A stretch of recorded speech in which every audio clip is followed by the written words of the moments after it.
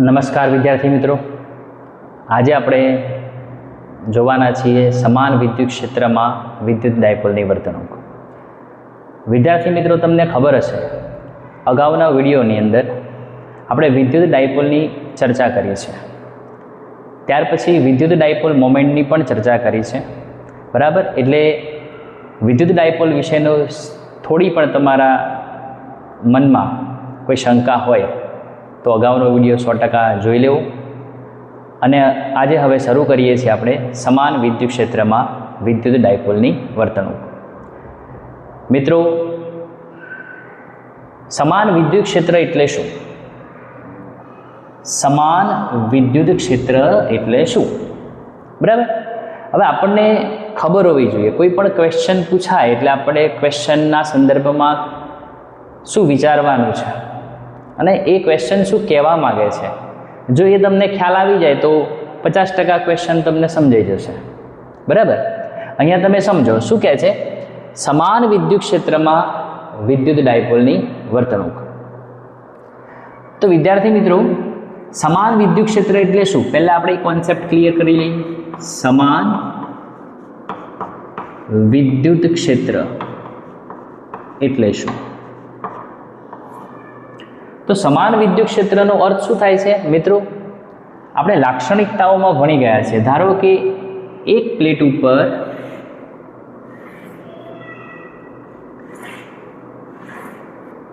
ધન વિદ્યુત ભાર છે અને એક પ્લેટ ઉપર ઋણ વિદ્યુત ભાર છે. હવે તમને ખબર છે કે વિદ્યુત ક્ષેત્ર ધનથી ઋણ તરફ હોય છે, બરાબર. તો અહીંયા બે પ્લેટની વચ્ચે જે વિદ્યુત ક્ષેત્ર ઉત્પન્ન થયું વિદ્યાર્થી મિત્રો, બરાબર, એને આપણે સમાન વિદ્યુત ક્ષેત્ર કહીશું. હવે એ જે વિદ્યુત ક્ષેત્ર છે એની ક્ષેત્ર રેખાઓ જુઓ તમે. એની ક્ષેત્ર રેખાઓ કેવી છે? એકબીજાથી સમાંતર અને સમાન અંતરે આવેલી છે. દેખાય છે ને? સમાન વિદ્યુત ક્ષેત્ર એટલે કેવું વિદ્યુત ક્ષેત્ર કે જે વિદ્યુત ક્ષેત્રમાં પ્રત્યેક બિંદુ પાસે વિદ્યુત ક્ષેત્રની તીવ્રતા સમાન હોય.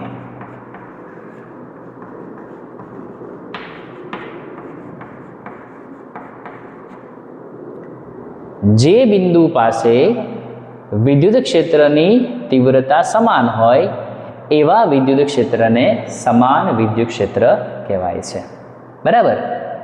લાક્ષણિકતાઓમાં આપણે ભણી ગયા છીએ કે સમાન વિદ્યુત ક્ષેત્ર એટલે કેવું વિદ્યુત ક્ષેત્ર કે જેમાં ક્ષેત્ર રેખાઓ આ રીતે પરસ્પર સમાંતર આવેલી હોય છે અને એકબીજાથી સમાન અંતરે આવેલી હોય છે.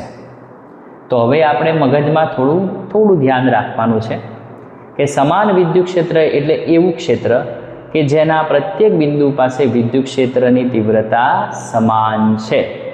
ઓકે, ચલો, અહીંયા ખબર પડી ગઈ. હવે આપણે આગળ શું છે, આવા વિદ્યુત ક્ષેત્રની અંદર આપણે શું મૂકવાનું છે? વિદ્યુત ડાયપોલ. આવા વિદ્યુત ક્ષેત્રમાં આપણે વિદ્યુત ડાયપોલ મૂકવાનું છે. તો પહેલાં આપણે લઈ લઈએ સમાન વિદ્યુત ક્ષેત્ર. ટેક્સ્ટબુક પર આધારિત આકૃતિ છે, એવી જ આકૃતિ અહીંયા ડ્રો કરીએ છીએ આપણે. આવું આપણે સમાન વિદ્યુત ક્ષેત્ર લઈ લઈએ છીએ. મિત્રો, તમે જુઓ આકૃતિમાં કે સમાન વિદ્યુત ક્ષેત્રની ક્ષેત્ર રેખાઓ કેવી દેખાય છે? સમાંતર અને એકબીજાથી સમાન અંતરે આવેલી છે. હવે આવા વિદ્યુત ક્ષેત્રની અંદર આપણે એક વિદ્યુત ડાયપોલ મૂકીએ છીએ. વિદ્યુત ડાયપોલ, બરાબર. સમાન વિદ્યુત ક્ષેત્રમાં વિદ્યુત ડાયપોલ. તો આપણે એક વિદ્યુત ડાયપોલ મૂકી દઈએ. મેં આવો એક વિદ્યુત ડાયપોલ મૂકી દીધો છે, બરાબર. હવે અહીંયા તમે જોઈ શકો કે વિદ્યુત ક્ષેત્ર જે છે, આ જે વિદ્યુત ક્ષેત્ર છે એની દિશા હંમેશા કઈ તરફ હોય છે? પ્લસથી માઇનસ તરફ. એનો અર્થ એવો થયો કે અહીંયા દરેક જગ્યા પર શું કયો વિદ્યુત ભાર હશે? પ્લસ. અહીંયા દરેક જગ્યા ઉપર કયો વિદ્યુત ભાર હશે? માઇનસ. વિદ્યુત ક્ષેત્રની દિશા આપણને ખબર છે કઈ બાજુ છે? ધનથી ઋણ તરફ હોય છે, બરાબર. હવે એની અંદર મેં વિદ્યુત ડાયપોલ મૂક્યો છે. હવે વિદ્યુત ડાયપોલમાં તમને ખબર છે બે વિદ્યુત ભારો હોય, એક ધન વિદ્યુત ભાર અને બીજો ઋણ વિદ્યુત ભાર. બે વિદ્યુત ભારો હોય ને તો આપણે એક ઋણ વિદ્યુત ભાર લીધો અને બીજો ધન વિદ્યુત ભાર. બીજું કે બે વિદ્યુત ભારો વચ્ચેનું અંતર કેટલું લઈએ છીએ આપણે 2a. તો અહીંયા હું 2a સદિશના સ્વરૂપમાં દર્શાવું છું અને એની દિશા કઈ બાજુ હોય છે? ડાયપોલ મોમેન્ટની દિશામાં હોય છે. અને ડાયપોલ મોમેન્ટ કઈ દિશામાં હોય મિત્રો? ડાયપોલ મોમેન્ટ કઈ દિશામાં હોય ખબર છે તમને? કે P બરાબર Q ઇન્ટુ 2a.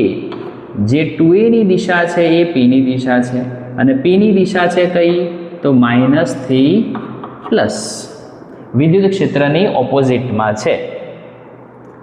તો આ થયું 2a વેક્ટર સદિશ અથવા P ડાયપોલ મોમેન્ટની દિશા.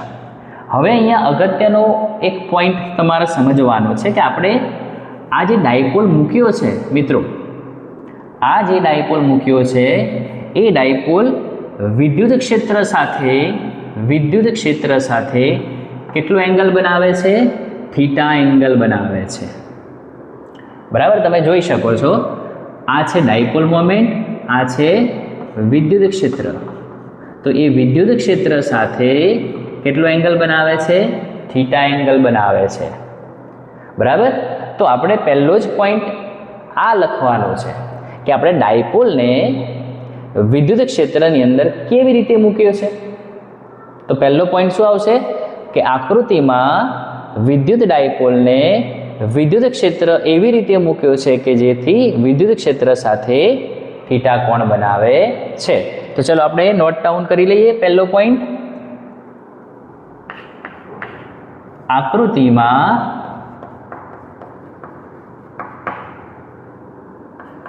વિદ્યુત ડાયપોલને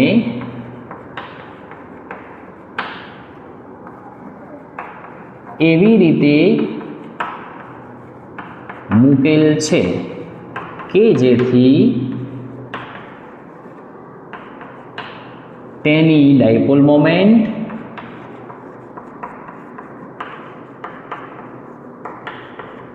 એટલે કે P એ વિદ્યુત ક્ષેત્ર E સાથે કેટલો કોણ બનાવે છે? થીટા કોણ બનાવે છે.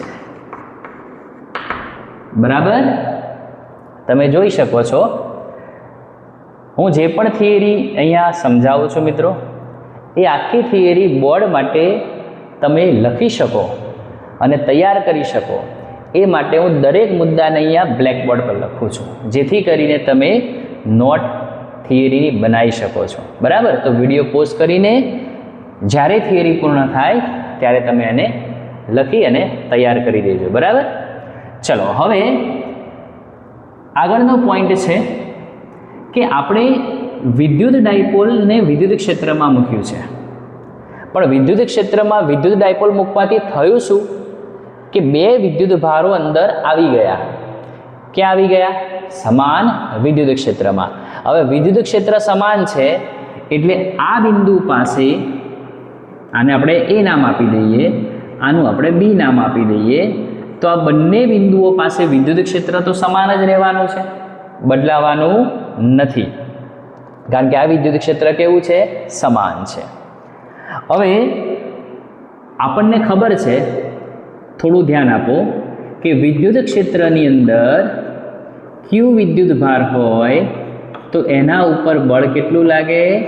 F = Q × E.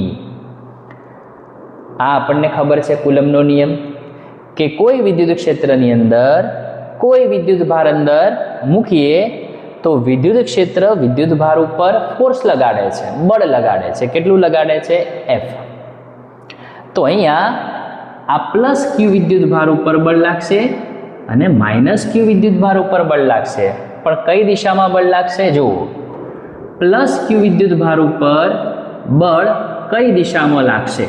તો અહીંયા પ્લસ વિદ્યુત ભાર છે અને અહીંયા કયો છે વિદ્યુત ક્ષેત્રનો? માઇનસ વિદ્યુત ભાર છે. એટલે આ માઇનસ વિદ્યુત ભાર આ વિદ્યુત ભારને પોતાની તરફ આકર્ષે છે. સમજાય છે ને? આ વિદ્યુત ભાર આને ખેંચે છે પોતાની તરફ, કારણ કે આકર્ષણ બળ લાગે છે. તો અહીંયા પ્લસ ક્યુ વિદ્યુત ભાર ઉપર બળ લાગે છે. કેટલું? F બરાબર પ્લસ ક્યુ ઇન્ટુ ઈ. ખ્યાલ આવી ગયો મિત્રો? આ દિશાને આ બાજુ કેમ દર્શાવી છે? કારણ કે ઉપર કયો વિદ્યુત ભાર છે? માઇનસ. આ કયો છે? પ્લસ. તો બે વચ્ચે શું થશે? આકર્ષણ. બરોબર? ચલો હવે નીચે કયા વિદ્યુત ભારો છે? ધન વિદ્યુત ભારો છે. આ કયો વિદ્યુત ભાર છે? ઋણ વિદ્યુત ભાર છે. તો ઋણ વિદ્યુત ભાર ધન વિદ્યુત ભાર તરફ આકર્ષાય છે, એટલે આની દિશા આવશે આ બાજુ. આ કયું બળ આવ્યું? F બરાબર માઇનસ ક્યુ ઇન્ટુ ઈ. ઓકે, તો અહીંયા તમારું પિક્ચર ક્લિયર થયું હવે કે વિદ્યુત ક્ષેત્રમાં એક વિદ્યુત ભાર હોય તો ક્યુઈ બળ લાગે. અહીંયા કેટલા વિદ્યુત ભારો છે? 2 છે, તો 2 બળો લાગ્યા છે.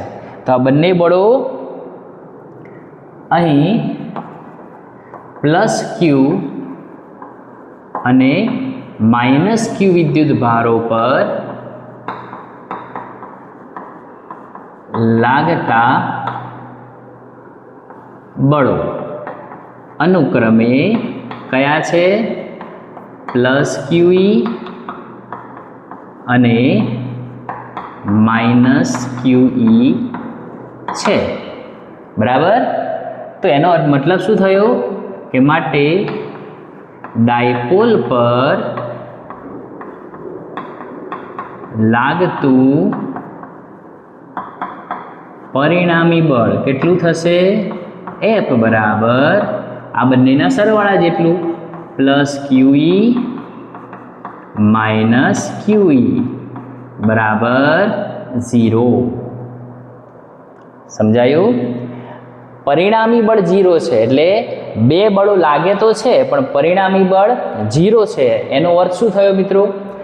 આ ડાયપોલ કોઈ પણ દિશામાં રેખીય ગતિ કરતું નથી. સમજાય છે? બળ 0 છે એટલે કોઈ દિશામાં આમ પણ નહીં વાગે ધક્કો, આમ પણ નહીં વાગે. આ બંને બળોનું પરિણામી બળ 0 છે, એટલે આ ડાયપોલ આમ પણ નહીં જાય, આ ડાયપોલ આ બાજુ પણ નહીં આવે, કારણ કે બળ લાગતું નથી. બરાબર? પરિણામી બળ 0 છે. તો આપણે એવું કહી શકીએ કે આ બંને બળો સમાન મૂલ્યના છે. એનું મૂલ્ય સરખું છે પણ છે વિરુદ્ધ દિશામાં. બરાબર? તો આપણે એવું લખી શકીએ કે આ બંને બળો છે મિત્રો, આવું આપણે 11મા ધોરણની અંદર ભણ્યા હતા ચાક ગતિના ચેપ્ટરમાં. યાદ કરો, વિડીયો પોઝ કરીને યાદ કરો પહેલાં. બરાબર? પછી હું જવાબ તો કહું જ છું. બરાબર? ચલો, તો હવે યાદ આવી ગયું હશે. આ બંને બળો કેવા છે? સમાન મૂલ્યના, પરસ્પર વિરુદ્ધ દિશામાં છે, પણ એક રેખસ્થ નથી. સમજાય છે? એક રેખસ્થનો અર્થ શું? એક રેખસ્થનો અર્થ આવો થાય,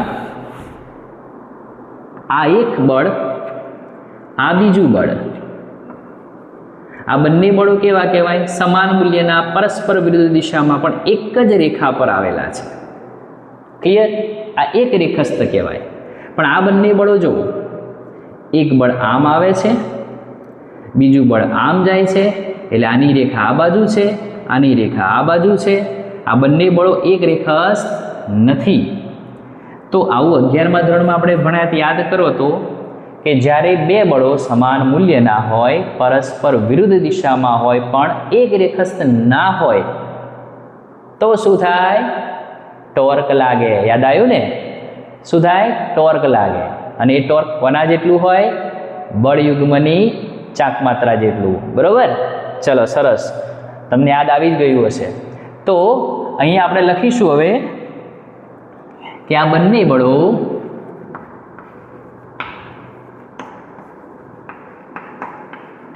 સમાન મૂલ્યના, પરસ્પર વિરુદ્ધ દિશામાં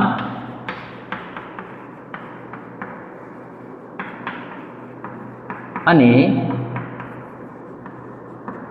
એક રેખસ્થ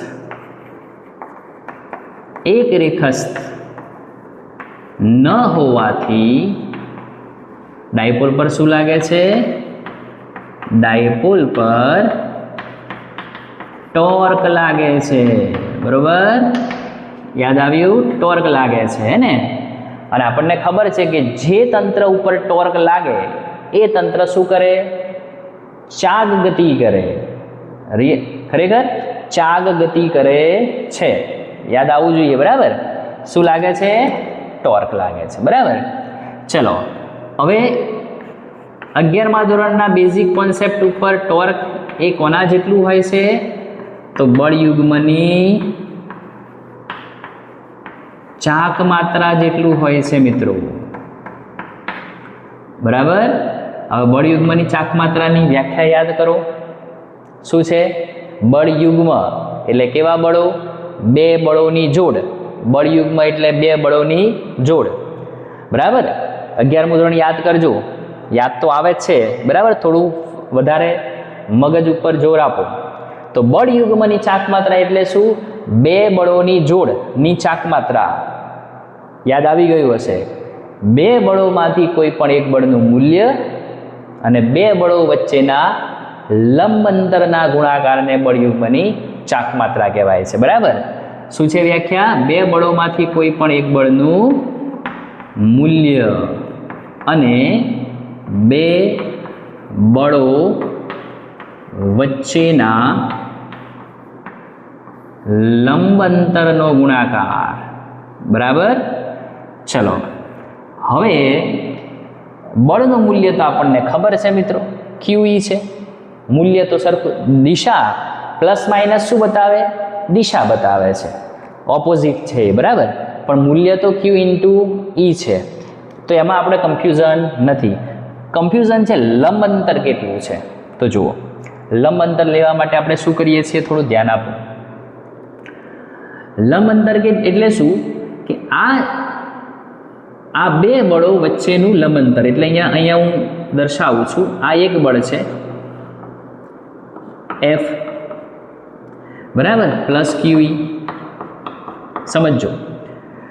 અને અહીંયાથી આ બીજું બળ છે માઇનસ QE. હવે આ જે છે એ શું છે? 2A છે, એટલે કે ડાયપોલ મોમેન્ટ છે, બરાબર? જે વિદ્યુત ક્ષેત્ર સાથે શું બનાવે છે? થીટા કોણ બનાવે છે. હવે અહીંયા આપણને ખબર હોવી જોઈએ કે જે સદિશ જેની સાથે ખૂણો બનાવે, સમજો, જે સદિશ જે અક્ષ સાથે કે જે સદિશ સાથે ખૂણો બનાવે, બરાબર, એ દિશાનો ઘટક cos થીટા ઘટક થાય છે. આપણા 11મા ધોરણનો બેઝિક કોન્સેપ્ટ આવ્યો હે ને, સદિશનું વિભાજન, બરોબર? તો અહીંયા તમે સમજી શકો છો ને કે આ સદિશ આની સાથે ખૂણો બનાવે છે, એટલે આ કયો ઘટક થયો? 2A cos theta. અને એનો લંબ રૂપે આવેલો ઘટક એટલે કે આ કેટલો થશે? 2A sin theta. તો મિત્રો અહીંયા જુઓ, આ બળની કાર્યરેખા આગળ લંબાવો, આ બળની કાર્યરેખા આગળ લંબાવો, તો આ જે ડિસ્ટન્સ મળ્યું તમને, આ, બરાબર, એ બે વચ્ચેનું શું થયું? લંબ અંતર થયું, જે કેટલું છે? 2A sin થીટા છે. તો એનો અર્થ એવો થયો કે અહીંયાથી તમારું જે ડિસ્ટન્સ મળે છે એ કેટલું છે? અહીંયાથી આ ડિસ્ટન્સ મળ્યું, એ કેટલું છે? 2A sin theta. બરાબર? ક્લિયર? હજુ ના સમજાયું હોય તો ફરી કહું. સદિશનું વિભાજન આપણે ભણી ગયા છીએ કે કોઈ પણ સદિશ કોઈ પણ અક્ષ સાથે ખૂણો બનાવે તો એ કયો ઘટક થયો? cos theta. અને લંબ ઘટક કયો થયો? sin થીટા ઘટક. આ સદિશ આની સાથે ખૂણો બનાવે છે cos થીટા, આ સદિશ આની સાથે ખૂણો બનાવે, અને આ ઘટકો કેવી રીતે પડે યાદ રાખજો, 11મા ધોરણનું સદિશનું ચેપ્ટર. ઓકે, તો અહીંયા આ સદિશ આની સાથે ખૂણો બનાવે છે. આ સદિશને આપણે કયો સદિશ કયો છે? 2A. પીની જગ્યાએ આપણે લખીએ છીએ 2A, બરાબર, જે ડાયપોલ મોમેન્ટની દિશામાં છે, બરાબર. તો આ વેલ્યુ કેટલી થઈ? 2A sin theta. તો અહીંયા આપણે લખીશું કે ટોર્ક બરાબર બળનું મૂલ્ય કેટલું? Q into E. બે બળો વચ્ચેનું લંબ અંતર કેટલું મળ્યું? 2a sin theta. હવે આના ઉપરથી આપણે લખી શકીએ Q ઇન્ટુ 2a છે, Q ઇન્ટુ 2a છે, ઇન્ટુ E છે, ઇન્ટુ સાઇન થીટા. પણ તમને ખબર છે કે આ શું છે? ડાયપોલ મોમેન્ટ, એટલે કે P E સાઇન થીટા. કારણ કે P બરાબર Q ઇન્ટુ 2a. તો આટલું ટોર્ક લાગી રહ્યું છે ડાયપોલ પર. ડાયપોલ પર કેટલું ટોર્ક લાગે છે મિત્રો? P E sine theta. અને થીટા એ શું છે? P અને E વચ્ચેનો ખૂણો છે. બરાબર. હવે મારે સદિશના સ્વરૂપમાં લખવું હોય તો સદિશના સ્વરૂપમાં લખવું હોય તો લખી શકાય ટોર્ક બરાબર P ક્રોસ E. અને ટોર્કની દિશા કઈ બાજુ હશે મિત્રો? P અને E થી બનતા સમતલને લંબરૂપે. આ P અને આ E થી બનતા સમતલને લંબરૂપે. જમણા હાથના અંગૂઠાના નિયમ પ્રમાણે શોધો તો શું આવે? ડાયપોલ મોમેન્ટ આ બાજુ, E આ બાજુ. તો જમણા હાથના અંગૂઠાના નિયમ પ્રમાણે P ક્રોસ E કરો. અંગૂઠો કઈ બાજુ આવશે? બહારની તરફ. એટલે આપણે એવું કહી શકીએ કે ટોર્કની દિશા કઈ છે? P અને E થી બનતા સમતલને લંબ. એટલે કે અહીંયા જો વિચારો અથવા તમે પુસ્તકમાં વિચારો તો કયા આવશે? પુસ્તકના પાનાની બહાર લંબ તરફ આવશે. ઓકે, ચલો વિડીયો પોઝ કરીને લખવું હોય તો લખી લેજો. બરાબર. કારણ કે હવે બીજા અગત્યના મુદ્દાઓ તરફ આપણે જઈએ છીએ. આ થયું ડાયપોલ મોમેન્ટ અને વિદ્યુત ક્ષેત્રનો સદિશ ગુણાકાર એટલે કે ટોર્ક. તો વિદ્યાર્થી મિત્રો, પરીક્ષાની અંદર ક્વેશ્ચન પૂછાય તો આ રીતે વ્યવસ્થિત તમે જો આન્સર લખશો તો માર્ક મળવાની શક્યતા પૂરેપૂરી છે. બરાબર. અડધો માર્ક પણ કપાશે નહીં. આકૃતિ સાચી, લખાણ સાચું તો 100% સારા માર્ક મેળવી શકશો. હવે આપણે આ જે ટોર્ક મળ્યું એ શું દર્શાવે છે? સમાન વિદ્યુત ક્ષેત્રમાં ડાયપોલ મૂક્યો છે. આપણે લખ્યું પરિણામી બળ તો 0 છે, એટલે આ બાજુ પણ ગતિ કરતું નથી, આ બાજુ પણ ગતિ કરતું નથી. તો કરે છે શું? આ ડાયપોલ જેવો આમ મૂક્યો તો સમાન વિદ્યુત ક્ષેત્રને ગોળ ફેરવે છે આમ. કારણ કે ટોર્કનું કામ શું છે? ગોળ ફેરવવાનું છે. હવે એ ગોળ ફરે તો ડાયપોલની સ્થિતિ કેવી થાય છે એની ચર્ચા કરીએ. તો એના માટે હું અહીંયાથી આ પહેલાં ભૂસી કાઢું છું. આ સૂત્ર આપણે યાદ રાખીશું. ડાયપોલ પર લાગતું ટોર્ક P ક્રોસ E. વિદ્યાર્થી મિત્રો, આટલું લખી લેજો. બરાબર છે. ચલો હવે અહીંયાથી રિમૂવ કરી અને આપણે એના ખાસ અગત્યના કિસ્સાઓ તરફ જઈએ છીએ. સમાન વિદ્યુત ક્ષેત્રમાં વિદ્યુત ડાયપોલ પર ટોર્ક લાગે છે અને એ ટોર્કના કારણે ડાયપોલ શું કરે છે? પરિભ્રમણ કરે છે. હવે પરિભ્રમણ કરે તો સ્થિતિ શું થાય ડાયપોલની એની ચર્ચા કરીએ. હવે તો ખાસ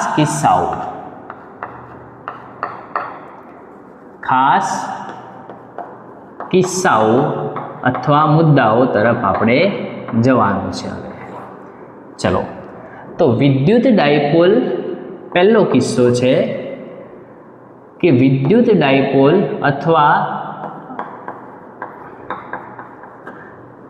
ડાયપોલ મોમેન્ટ. વિદ્યુત ડાયપોલ મોમેન્ટ એટલે કે ચાક માત્રા P એ વિદ્યુત ક્ષેત્રને લંબ હોય તો શું થશે? થીટા બરાબર 90 થશે. મતલબ કે વિદ્યુત ક્ષેત્ર આમ છે અને ડાયપોલ તમે મૂકેલો છે આમ માઇનસ થી પ્લસ, તો એંગલ કેટલો થશે? 90 નો એંગલ થશે. તો આવી સ્થિતિમાં કેટલું ટોર્ક લાગે છે? તો ટોર્કનું સમીકરણ P E sin 90. થીટા બરાબર આપણે 90 મૂકી દીધા તો ટોર્ક બરાબર P E sin 90 ની કિંમત 1. એટલે આપણને મેક્સિમમ ટોર્ક મળે છે PE. આ સ્થિતિમાં ડાયપોલ પર કેવું ટોર્ક લાગે છે? મહત્તમ ટોર્ક લાગે છે. અને મહત્તમ ટોર્ક લાગે છે એનો મતલબ એ મહત્તમ ચાગ ગતિ કરે છે, એટલે કે વર્તુળાકાર ડાયપોલ પરિભ્રમણ કરે છે. જેવું તમે વિદ્યુત ક્ષેત્રમાં લંબરૂપે મૂકો એટલે ફ્રાક દઈને ફરી જશે, બરાબર. તો આ સ્થિતિમાં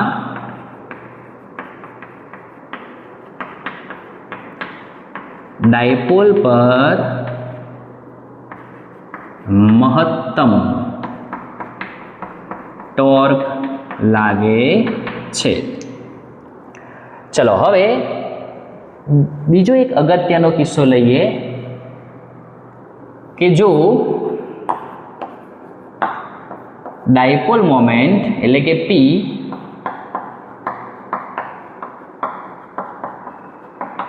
એ વિદ્યુત ક્ષેત્રને સમાંતર હોય તો શું થાય? તો સમાંતર હોય એનો મતલબ શું થયો? આ થયું વિદ્યુત ક્ષેત્ર, બરાબર, જેની દિશા પ્લસથી માઇનસ તરફ હોય. અને એ જ દિશામાં ડાયપોલ લઈ લો, બરાબર, ડાયપોલ મોમેન્ટ જેની દિશા માઇનસથી પ્લસ તરફ હોય, બરાબર. તો અહીંયા તમે જોઈ શકો છો કે જ્યારે આવી સ્થિતિ હોય ને ત્યારે તમે જુઓ આ બંને વિદ્યુત ભારો ઓપોઝિટ છે, આ બંને વિદ્યુત ભારો ઓપોઝિટ છે. એનો અર્થ એવો થયો કે બંને ઓપોઝિટ ચાર્જ હોવાથી ડાયપોલ વિદ્યુત ક્ષેત્રને સમાંતર ગોઠવાય છે. સમજો, ડાયપોલ વિદ્યુત ક્ષેત્રને સમાંતર ગોઠવાય છે અને સ્થિર થઈ જાય છે, કારણ કે આ વિદ્યુત ભાર એને ખેંચી રાખે છે. વિદ્યુત ક્ષેત્ર ડાયપોલને સ્થિર કરી રાખે છે, કારણ કે ઓપોઝિટ ચાર્જ છે, એની સ્થિતિને હલવા નહીં દે. એનો અર્થ એવો થયો મિત્રો કે સમાંતર હોય તો થીટા બરાબર થશે 0, કારણ કે બંને એક જ દિશામાં છે. તો ટોર્ક થશે PE sin 0. હવે sin 0 ની કિંમત 0 એટલે ટોર્ક થયું 0. તો આ સ્થિતિ ડાયપોલની કેવી થઈ મિત્રો? સંતુલિત સ્થિતિ થઈ. કેમ સંતુલિત સ્થિતિ થઈ? કારણ કે ડાયપોલ સ્થિર થઈ જાય છે. ટોર્ક કેવું થઈ ગયું છે? શૂન્ય થઈ ગયું છે. તો ટોર્ક શૂન્ય હોવાથી ડાયપોલ સંતુલનની સ્થિતિમાં હશે. ઓકે, ચલો ત્રીજો પોઈન્ટ લઈશું આપણે કે જો P અને E પ્રતિ સમાંતર હોય તો થીટા બરાબર કેટલા થશે? 180 થશે. તો મિત્રો ટોર્ક કેટલું થશે? PE sin 180 બરાબર પણ 0. હવે મિત્રો અહીંયા પણ 0, અહીંયા પણ 0, પણ સ્થિતિ બંનેની અલગ છે. જો અહીંયા શું થાય છે અને અહીંયા શું થાય છે? આ થીટા બરાબર 0 ની સ્થિતિ, બરાબર. હવે અહીંયા શું છે? વિદ્યુત ક્ષેત્ર આમ છે, ડાયપોલ મોમેન્ટ આમ છે, વિરુદ્ધ દિશામાં છે, પ્રતિ સમાંતર છે. એનો મતલબ એવો થયો કે વિદ્યુત ક્ષેત્ર અહીં છે, ડાયપોલ મોમેન્ટ આમ છે, આ બાજુ વિદ્યુત ક્ષેત્રનો કયો આવશે? માઇનસ. ડાયપોલ મોમેન્ટનો અહીંયા પણ કયો આવશે? માઇનસ. અહીંયા પ્લસ, અહીંયા પ્લસ. જો શું થયું? તમે જેવો ડાયપોલને આ રીતે ગોઠવશો એટલે માઇનસ માઇનસ વચ્ચે અપાકર્ષણ થશે, પ્લસ પ્લસ વચ્ચે અપાકર્ષણ થશે, એટલે ડાયપોલને સ્થિર રહેવા દે નહીં. જેવું ડાયપોલ આ રીતે આવવાનો પ્રયત્ન કરશે એટલે વિદ્યુત ક્ષેત્રને પાછું ધકેલી દેશે, જેવું આ બાજુ આવશે એટલે પાછું ધકેલી દેશે. મતલબ ડાયપોલની આ સ્થિતિ કેવી થઈ? અસંતુલિત સ્થિતિ થઈ. અસંતુલિત સ્થિતિમાં હશે. ડાયપોલ કઈ સ્થિતિમાં હશે? અસંતુલિત સ્થિતિમાં હશે. ચલો, તો આટલા મુદ્દાઓ તમારે ખાસ ધ્યાનમાં રાખવાના છે કે જ્યારે સમાન વિદ્યુત ક્ષેત્રમાં વિદ્યુત ડાયપોલ મૂકીએ તો ડાયપોલ પર ટોર્ક લાગે છે અને એ ટોર્કની અસર જુદા જુદા કિસ્સાઓની અંદર કેવી હોય છે એની આપણે ચર્ચા કરી છે. આ કયું વિદ્યુત ક્ષેત્ર હતું? સમાન. હવે બીજો એક પોઈન્ટ આપણે લઈએ, અસમાન વિદ્યુત ક્ષેત્ર હોય તો શું થાય? બરાબર, આપણે તો વિદ્યુત ક્ષેત્ર સમાન લીધું ને, પણ જો વિદ્યુત ક્ષેત્ર અસમાન હોય તો? વિડીયોને પોઝ કરીને લખી લેજો. હા, આગળ મેં અત્યારે ભૂસી નાખ્યું છે, પણ હવે તો વિદ્યાર્થીઓ ટેવાયા હશે કે ચલો મારે લખવું છે તો વિડીયોને આગળ હવે પોઝ કરીને લખી લઈએ. બરાબર, ચલો હવે આપણો ટોપિક એવું સમજીએ કે વિદ્યુત ક્ષેત્ર કેવું છે? અસમાન છે. મિત્રો, અસમાન વિદ્યુત ક્ષેત્ર હોય એનો અર્થ શું થયો? કે વિદ્યુત ક્ષેત્રનું મૂલ્ય કેવું હોય? જુદું જુદું હોય. બરાબર, અલગ અલગ હોય. એનો મતલબ એવો થયો, ધારી લો કે અહીંયા એક ડાયપોલ મૂક્યો છે અને અહીંયા વિદ્યુત ક્ષેત્ર અસમાન છે. એનો મતલબ દરેક બિંદુ પાસે વિદ્યુત ક્ષેત્ર કેવું છે? જુદું જુદું છે. પહેલામાં સમાન હતું, અહીંયા જુદું જુદું છે. તો ધારો કે અહીંયા માઇનસ ક્યુ વિદ્યુત ભાર છે, અહીંયા પ્લસ ક્યુ વિદ્યુત ભાર છે, તો અહીંયા પણ વિદ્યુત ક્ષેત્ર જુદું હશે, અહીંયા પણ વિદ્યુત ક્ષેત્ર જુદું હશે. તો એનો અર્થ એવો થયો કે પ્લસ ક્યુ વિદ્યુત ભાર ઉપર કેટલું બળ લાગતું હશે? તો F1 બરાબર પ્લસ ક્યુ ઇન્ટુ E1. અહીંયા પણ વિદ્યુત ક્ષેત્ર જુદું છે, તો અહીંયા કેટલું બળ લાગતું હશે? F2 બરાબર માઇનસ ક્યુ ઇન્ટુ E. મિત્રો, હવે સમજો શું થયું? બંને બળો અલગ અલગ છે, જુદા જુદા છે, તો પરિણામી બળ કેવું થશે? પરિણામી બળ 0 થશે નહીં. સમજાય છે? પરિણામી બળ 0 થશે નહીં. એનો અર્થ એવો થયો કે આ ડાયપોલ અસમાન વિદ્યુત ક્ષેત્રમાં મૂકો તો તેના પર શું લાગે છે? બળ પણ લાગે છે. સાથે સાથે બળ લાગવાથી ટોર્ક પણ ઉદ્ભવે છે. વિદ્યુત ક્ષેત્રમાં બળ લાગવાથી ટોર્ક પણ ઉત્પન્ન થાય છે. બરાબર, એટલે એનો મતલબ ટોર્ક તો લાગતું જ હતું સમાન વિદ્યુત ક્ષેત્રમાં. તો એ જ રીતે અહીંયા વધારાનું શું થયું? બળ લાગ્યું છે, કારણ કે વિદ્યુત ક્ષેત્ર અસમાન છે. તો અસમાન વિદ્યુત ક્ષેત્રમાં વિદ્યુત ડાયપોલને મૂકીએ છીએ તો બળ પણ લાગે છે અને સાથે સાથે ટોર્ક પણ લાગે છે. મતલબ બળ અને ટોર્ક બંને લાગે છે. હવે આવું એક ઉદાહરણ લઈ લઈએ આપણે. ટેક્સ્ટબુકની અંદર પણ આપેલું છે. પહેલાં આપણે આ નોટ કરી લઈશું, યાદ રાખી લઈશું કે અસમાન વિદ્યુત ક્ષેત્ર હોય તો ડાયપોલ પર બળ લાગે છે, સાથે ટોર્ક લાગે છે. એટલે બળ લાગવાના કારણે તંત્ર રેખીય ગતિ કરશે અને ટોર્ક લાગવાથી ચાગ ગતિ કરશે. એનો મતલબ થયો કે તંત્ર એટલે કે ડાયપોલ આગળ પણ જશે અને ગતિ પણ કરશે. જેમ કે વ્હીલ, ગાડીનું વ્હીલ હોય એ વ્હીલ આગળ પણ જાય છે અને ગોળ ગોળ પણ ફરે છે. એટલે રેખીય ગતિ પણ કરે છે, ચાક ગતિ પણ કરે છે. તો ડાયપોલની સ્થિતિ એવી થશે. હવે આનું એક સરસ ઉદાહરણ સમજી લઈએ કે આપણે સૂકા વાળની અંદર કાંસકો ફેરવીએ તો તમને ખબર હશે કે ઘર્ષણના કારણે કાંસકો વિદ્યુત ભારિત થાય છે. વિદ્યુત ભારિત થાય છે, બરાબર. અને વિદ્યુત ભારિત થવાથી શું થાય છે? તેની અંદર વિદ્યુત ક્ષેત્ર ઉત્પન્ન થાય છે અને એ વિદ્યુત ક્ષેત્ર સમાન નહીં હોય મિત્રો. એ વિદ્યુત ક્ષેત્ર સમાન નહીં હોય, બરાબર. અને એટલે ક્ષેત્ર રેખાઓ કેવી લીધી છે? છૂટી છૂટી અને સમાંતર નથી લીધી આપણે. હવે આપણે આવા વિદ્યુત ક્ષેત્રની અંદર જો એક કાગળનો ટુકડો લઈએ, કાગળનો ટુકડો, તો કાગળના ટુકડાની અંદર પરિણામી નેટ વિદ્યુત ભાર કેવો હોય છે? 0 હોય છે મિત્રો. કાગળનો ટુકડો તમે લીધો હોય તો આમાં નેટ વિદ્યુત ભાર કેવો હોય છે? 0 હોય છે, એટલે જેટલા પ્લસ હોય એટલા માઇનસ હોય. હવે આવા કાગળના ટુકડાને તમે વિદ્યુત ક્ષેત્રની અંદર મૂકી દો છો તો આ વિદ્યુત ક્ષેત્ર શું કરશે? પ્લસ અને માઇનસને છૂટા કરી દેશે. પ્લસ અને માઇનસને છૂટા કરી દેશે, જેને કહેવાય ધ્રુવીભવન થયું એવું કહી શકાય. બે વિદ્યુત ભારોને છૂટા પડવાની પ્રક્રિયાને શું કહેવાય? ધ્રુવીભવન.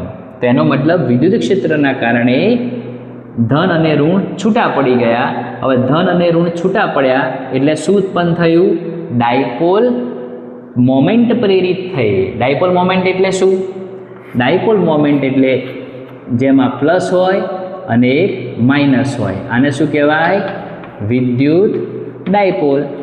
અને એમાં જે પ્રેરિત થાય છે એને કહેવાય ડાયપોલ મોમેન્ટ. તો કાગળનો ટુકડો એટલે કે સૂકા વાળની અંદર કાંસકાને ઘસ્યો, કાંસકો વિદ્યુત ભારિત થયો, કાગળના ઝીણા ઝીણા ટુકડા હતા ત્યાં નજીક લઈ ગયા. કાગળનો ટુકડો એ શું કર્યું? તો વિદ્યુત ક્ષેત્રના કારણે કાગળના ટુકડામાં ધ્રુવીભવન થયું, વિદ્યુત ભારો છૂટા પડ્યા. છૂટા પડવાથી શું ઉત્પન્ન થયું? Dipole moment. હવે અહીંયા સમજો પ્રશ્ન કયો આવ્યો? અસમાન વિદ્યુત ક્ષેત્રમાં વિદ્યુત ડાયપોલને મૂકીએ તો હમણાં જ મેં આગળ કહ્યું હતું શું થાય? બળ પણ લાગે, ટોર્ક પણ લાગે. તો એનો મતલબ કે આ કાગળનો ટુકડો શું કરશે? રેખીય ગતિ પણ કરશે અને ચાગ ગતિ પણ કરશે. એનો મતલબ કે કાંસકા સાથે કાગળનો ટુકડો આકર્ષાશે, પણ આકર્ષાઈને આવે કેવી રીતે? તો ફરતો ફરતો ફરતો આવશે અને ગતિ કરતો કરતો આવશે. સીધો સીધો ચોંટી નહીં જાય, રાઉન્ડ ફરશે. કેમ રાઉન્ડ કરશે? ટોર્ક લાગે છે. કેમ આગળ આવશે? બળ લાગે છે. તો બહુ આ સરસ મજાનો ક્વેશ્ચન હતો. અસમાન વિદ્યુત ક્ષેત્રમાં વિદ્યુત ડાયપોલ ઉપર બળ પણ લાગે, ટોર્ક પણ લાગે. અને એનું આ એક સરસ ઉદાહરણ હતું. આપણે ઘરે પણ આનો પ્રયત્ન કરી શકીએ છીએ અને થઈ શકે એમ છે. બરાબર? તો વિદ્યાર્થી મિત્રો, આજના આ વિડીયોની અંદર આપણે સમાન વિદ્યુત ક્ષેત્ર જે બોર્ડ માટે ખૂબ જ અગત્યનો હતો એ ટોપિકની ચર્ચા કરી. અસમાન વિદ્યુત ક્ષેત્રમાં પણ ડાયપોલની ચર્ચા કરી. બરાબર? આમ છતાં પણ જો વિદ્યુત ડાયપોલમાં કંઈ પણ ક્વેરી લાગતી હોય તો અગાઉના વિડીયોને 100% જોવાનો પ્રયત્ન કરજો. અને જો આ વિડીયો તમને ગમ્યો હોય, બરાબર, અથવા ન પણ ગમ્યો હોય તો 100% તમે કમેન્ટમાં જણાવજો. પણ જો ગમ્યો હોય તો આગળ મિત્રોને શેર કરજો, જેથી કરીને બીજા વિદ્યાર્થીઓ આનો લાભ લઈ શકે. બરાબર?